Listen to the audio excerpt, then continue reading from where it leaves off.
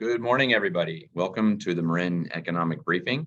My name is Mike Blakely, and I am the CEO of the Marin Economic Forum. We are a 501c3 nonprofit organization here in Marin County, focusing on the Marin economy. We provide research and advisory to public and private sector organizations. And we're very pleased that you could join us this morning for our monthly series of economic briefings. Today, we're going to talk about some of the challenges that the national and state and Marin economy are facing.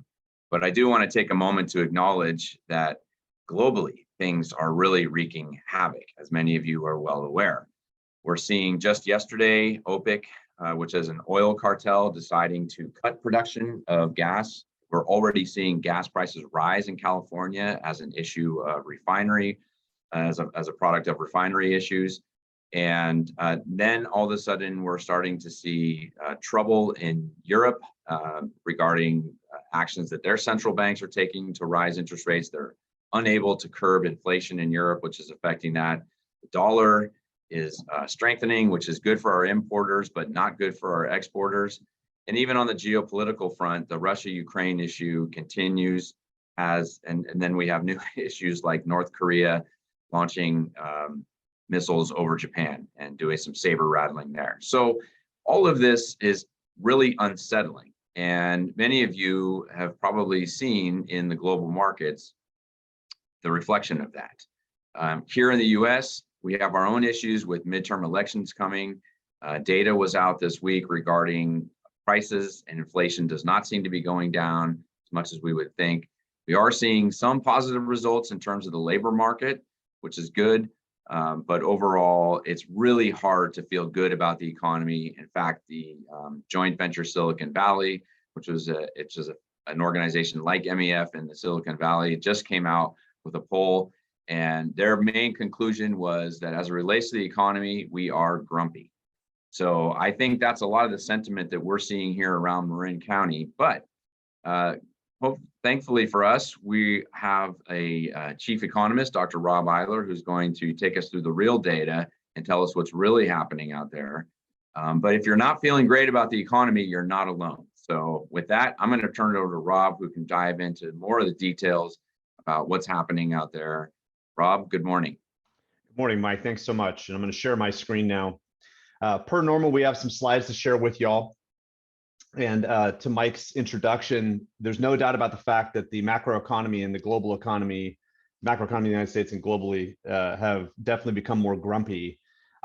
And the combination of rising interest rates, relatively high inflation that still persists, and I'll talk a little bit later about the persistence of inflation as the biggest issue at the end of the day, and the geopolitical issues are all kind of combining to increase risk relatively rapidly. And that's a good sign that we are going to start slowing down as an economy and not grow as fast as we have been. But as we'll see in a minute, the perspective on growth is a little weird because we had the shock in 2020. We recovered in 2021 relatively quickly. And then 2022 has had this wild mix of geopolitics, the creep up on midterm elections, and really just global risk rising.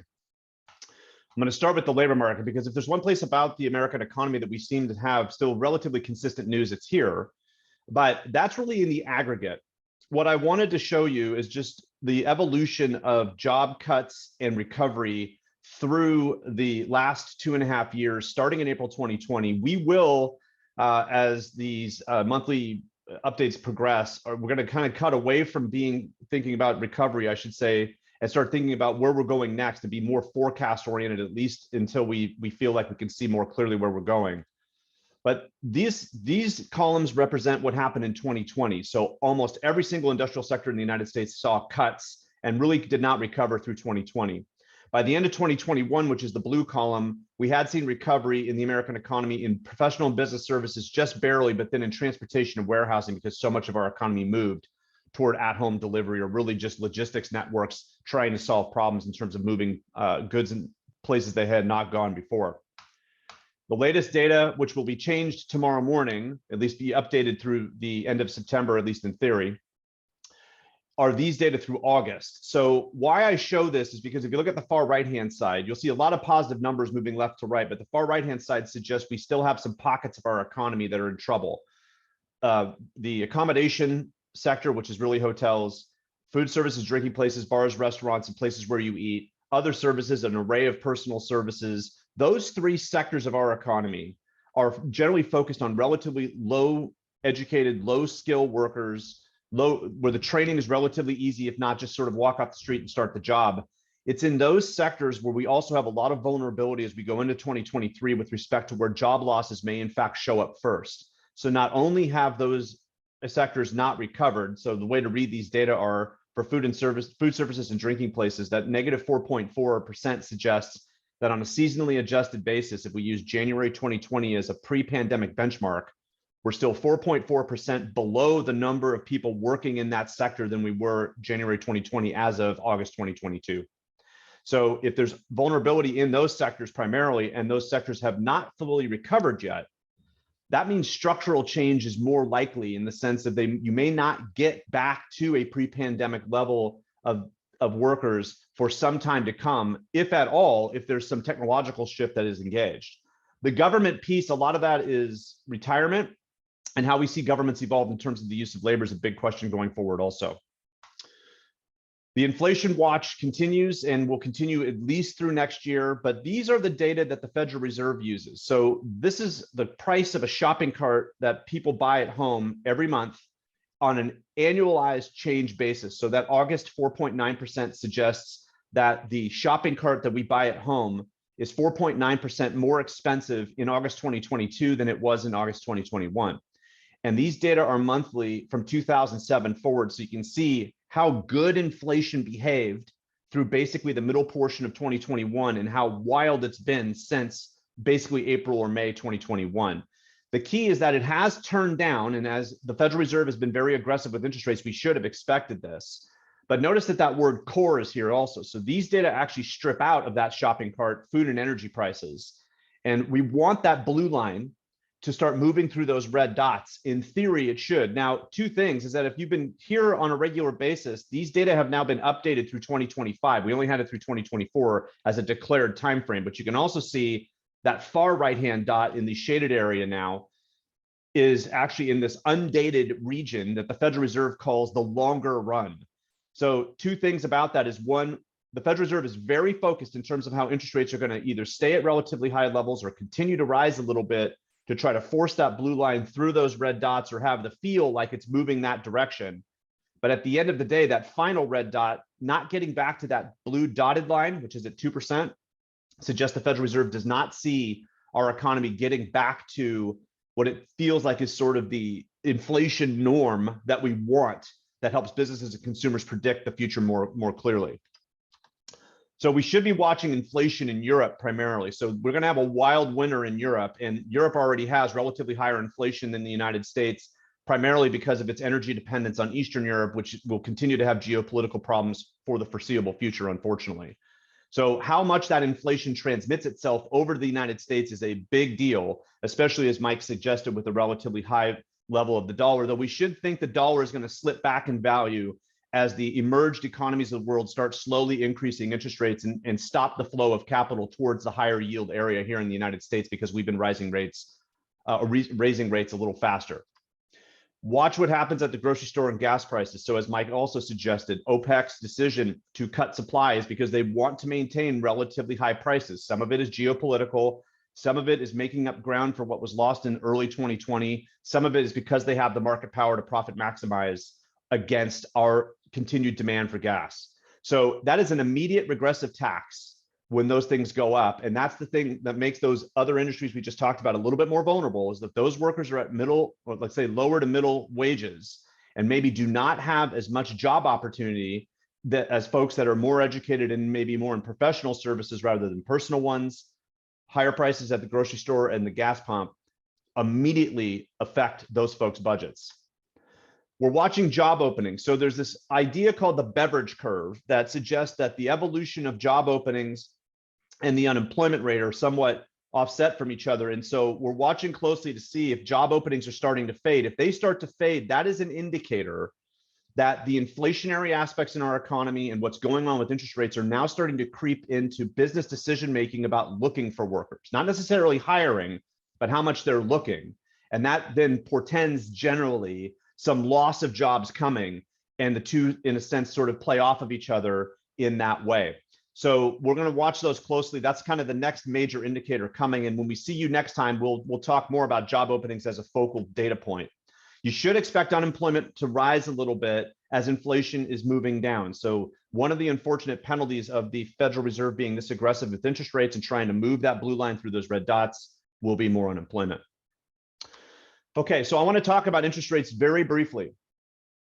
Two things. One, this blue line here is the evolution of the difference between the 10-year Treasury securities rate of interest that it's paying and the 3-month Treasury security and what it's paying. And the reason I'm showing you this is because economists on the margin feel like that this is the best indicator of how credit markets might create recessionary forces as this blue line moves towards zero. These are the last 5 recessions, including the one we went through with COVID-19. Starting in 1982, you can see that blue line kind of cycles around during the spaces between those shaded areas, which are recessions. When it moves below zero, that means the yield curve, or the portion of the yield curve, the difference between short-term interest rates and long-term interest rates, and really the line or the curve that connects all those dots, is now flattening or inverting. In a technical sense, it's inverting only with this spread in this graph, but it is an indicator that credit conditions are becoming more tight as that blue line moves towards zero.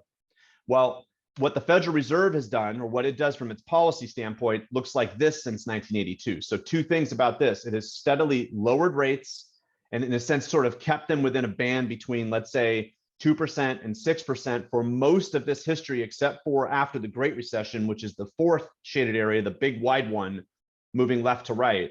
And you can see a hard drop down to the zero line, and it stayed there.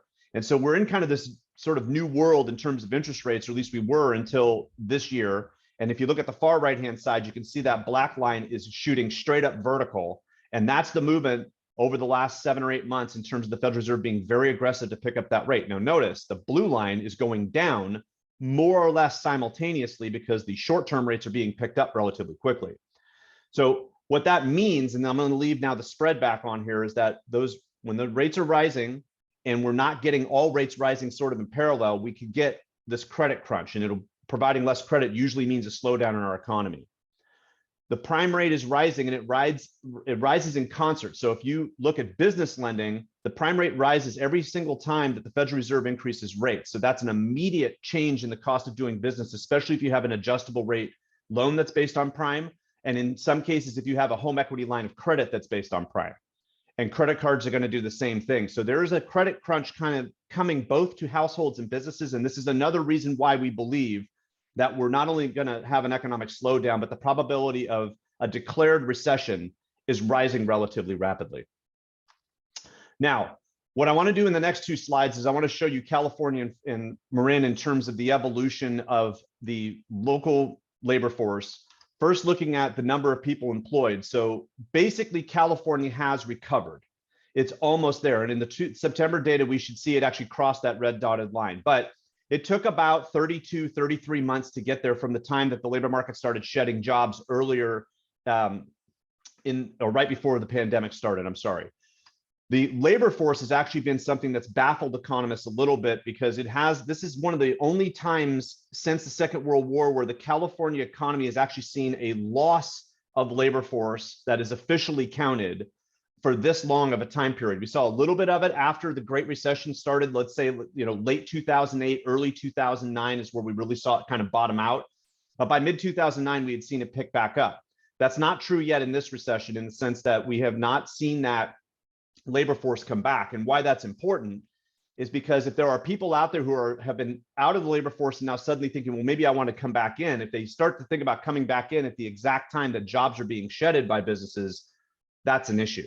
So we wanted that blue line to go above that red line before we had another jobs downturn, but we will see if in fact we kind of thread the needle a little bit in California, maybe not have that much of a change in jobs. Marin County has a little bit different look. So Marin County is not quite recovered in terms of its employment level, and that's the black line. The labor force is basically tracking that black line, but I need to be a little bit more precise here. This is residential employment. These are people that live in Marin County, not people who work in Marin County. We're going to look at that in just a second. So the people that live in Marin County were about 5.5% below the seasonally adjusted situation we had right before the pandemic, which suggests two things. Is one, that people have left the labor force and maybe either retired and stayed in Marin, or they have left the area. And California, we kind of think of the residents and the total number of workers as very similar, and the data suggests that they are, because we don't have a lot of cross-border activity. But for Marin County, we have to be thinking, where have those people gone and what jobs are they doing or did before they left? So without that coming back, and this is one reason why Marin County's employers are having a hard time finding workers across all industries, is that loss of people. Now, if we look at the sectoral change, like we looked at the US, I'm just going to speed right along here to the latest data in August, because in fact, the evolution of the changes by industry sector in California very much mirrors what happened in the US, with two big differences. One difference is that we haven't had as many sectors of the economy fully recover the job losses, and in fact have the same number of workers that we had before the pandemic come back. There's a lot more that are still negative. The ones that are really growing, just like the US overall, is transportation and warehousing, and the utilities are sprinkled in there, but it's a relatively small amount. If you look at the far right-hand side, the same troublesome industries are down. Leisure and hospitality, which takes hotel, bars, restaurants, and event centers and shoves them all together, down about 7% from before the pandemic.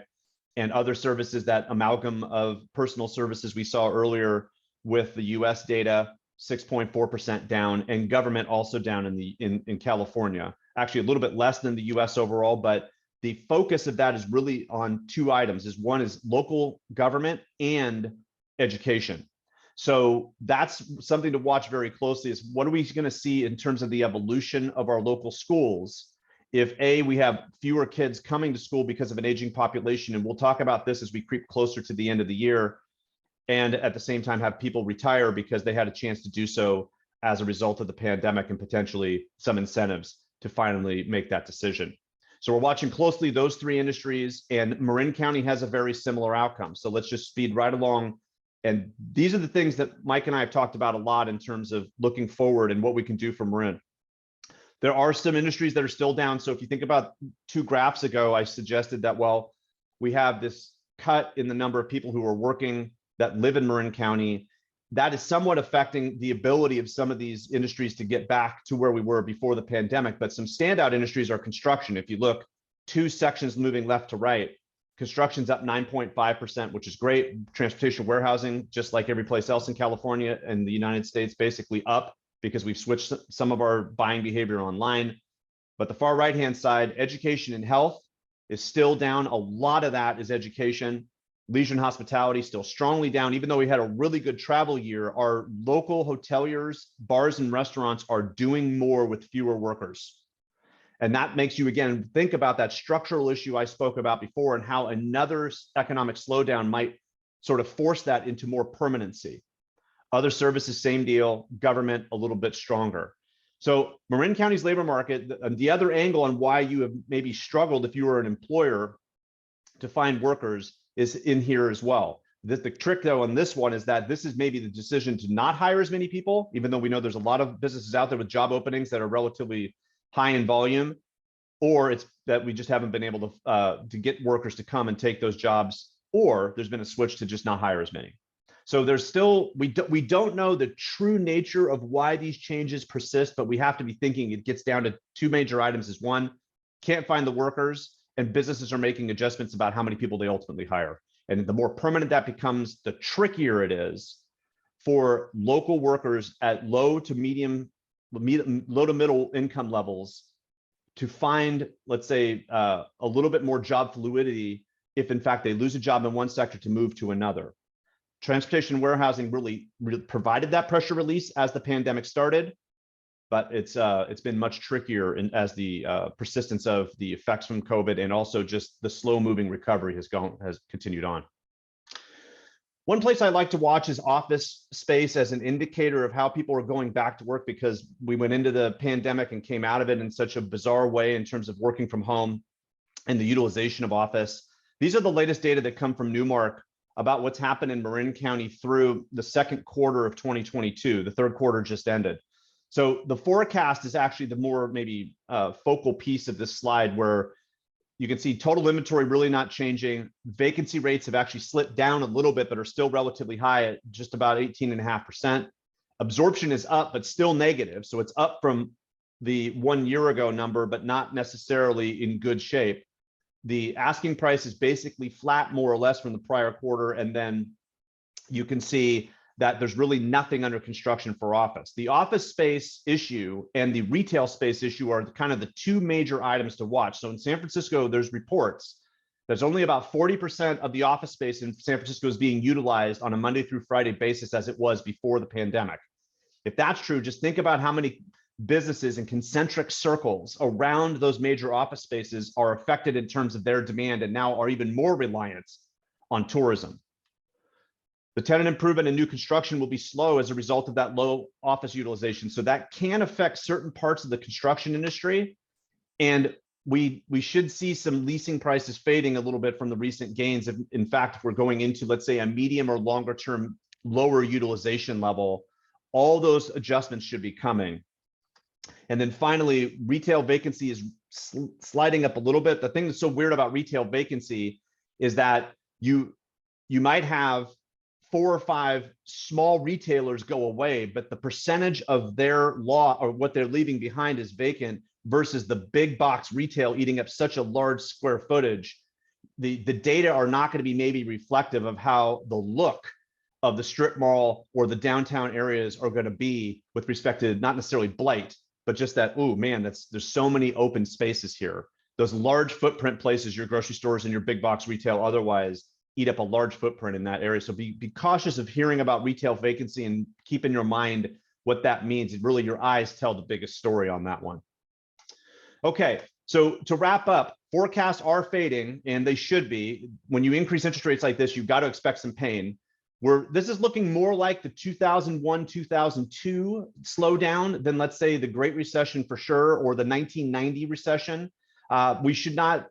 It should last, if we have a declared recession, maybe 6 or 9 months. But so much of that depends on how the geopolitics play out, how our midterm elections play out, how general risk-taking fades, and because of relatively high interest rates and where interest rates kind of go from here. There's just so many variables. But in general, the supposition is that interest rates will probably peak out early 2023, maybe even fade a little bit if we actually have a declared recession and it looks like things have slowed down in the labor market and we need to provide some juice.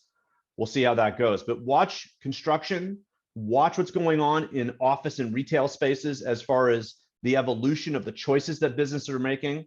And we'll talk more about those forecasts next time as we creep up on the end of the year. And the 3 things that I think Marin County should be very watchful for, which haven't really changed that much, but have maybe varied a little bit, are the following. Housing affordability mix is going to be a big deal. The RENA numbers start in 2023 through 2031. There's going to be a lot of debate about what to do for housing. Are we going to be able to find workers? And how viable will small businesses be with the increase in interest rates, thus maybe a credit crunch to either stay alive or grow a little bit, and the inability to find workers in a more competitive environment? So if we go into a slowdown, that might ultimately spell the fate of certain businesses that maybe were salvaged from the pandemic recession by programs like PPP and EIDL, and now that money has been utilized. Will this really be the death knell, if you will, of some of our smaller businesses that are locally owned? We have to think about that as the focus of economic development in 2023 and 2024. So with that, thank you so much for coming again today, and I'll hand it back over to Mike. Rob, thanks so much. Really a lot to be concerned about, no doubt. And I want to pick up real quick on the last point that you made about small business viability, because this is something that we've been talking about with the community for a few months now. When people ask about, are we in recession or is a recession coming? Despite the credit crunch issue, and I can go into that in a second, but the reality is that a lot of Marin businesses operate in what's called the non-tradable sector. That means that they primarily serve the local market. And a lot of those businesses rely on consumers' discretionary income. That is to say, your income that you have left over to go out to a restaurant or keep your gym membership going or get your car fixed, maybe if you don't absolutely have to. And so this is a real concern as we not only, as you say, inch closer to declaring recession, but this credit crunch, we're already starting to see that have some impact on whether it's your credit card rate, your auto loan rate, or as you said, adjustable rate, any financing there.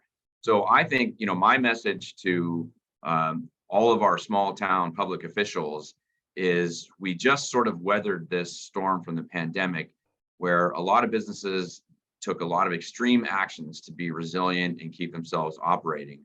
But the next 6 to 12 months, as Rob just said, are looking like they're going to be very difficult again. So as you're looking at your downtowns and your businesses there, it's really important to keep a dialogue to understand how they are doing, and to keep an eye on your own downtowns and public spaces and the economic vitality that's occurring down there. I want to pick up on two things with the time we have left, and we didn't have any questions in the chat. But if you do, Mike, we'd have a Q&A question. Oh, we do. Well, why don't you take that first, and then I'll come back. No worries. So real quick, Kevin, thanks for your question about Bed Bath & Beyond closing at in Larkspur. Bed Bath & Beyond has been on the edge for some time, and it's not shocking that they're starting to close some of their physical locations. They're trying to pivot to more of a mixed bag of brick and mortar and online retail. So it just so happens that that's the one that is going to be closed among the array. What's intriguing about that is you'd think from like a household income standpoint, they would be able to survive, but that's an indicator of some corporate change, even in the big box sense. Thanks for that question. Yeah, I think Bed Bath & Beyond was also one of those that became prey to the meme stock phenomenon as well.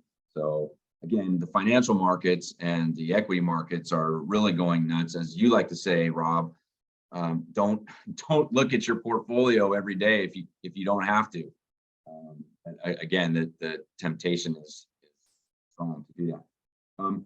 The other issue that we're really focusing on here in Marin, of course, is on the labor force issue, and we've been flagging in these briefings really the fact that we cannot seem to get over this hump of a 5% drop in our labor market. That's persisted for almost 2 years now, right, Rob? Even though we've looked at all the other areas where the economy is coming back, and there are a lot of theories as to why this occurs, but I think you said something really important, which is if there are workers who have been on the sidelines and they decide to jump back in at a time where recession or other economic forces are against employers hiring from the cost perspective, then we could be dealing with an issue here in Marin where we find more of our residents needing services. And that is part of the way that we think about things here at the Marin Economic Forum. We don't just look at what is the impact on a single sector or what is the impact on businesses in general. You have to keep drilling down and to say, well, if this, then that. It's like the Socratic method, right? And so what we're really focused on now is what is the demand for services from residents going to be on our public officials. That is the link between the economy and the public sector and how we are all looking at this. And so I'll end there to say that, yes, there's a lot of good things still happening in Marin County, but as Rob pointed out, there are significant headwinds that we're going to be facing. And I think for those of you that don't know, I just want to take a moment to introduce this here, which is, sorry, it's hard to see, but as some of you have heard, Marin County at the end of August adopted its first ever economic strategy. That was produced by our organization.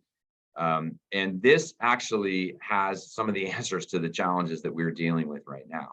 And so that document is available on our website at marineconomicforum.org. It's available on the county website because it actually is a county document now.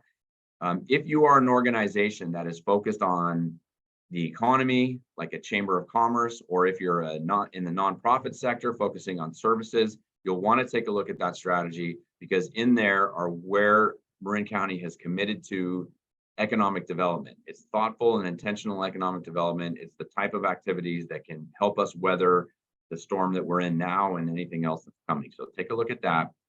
And with that, I'm going to thank Rob for his time with us today. We will be back next month. Again, if you do have burning questions that you want to send us in advance, please do so via email. And as always, this has been recorded and we'll send the recording out to you. Please spread the word and make sure that people can join in. A lot going on, and we'll try to help you understand it. Thanks so much and enjoy the rest of your day.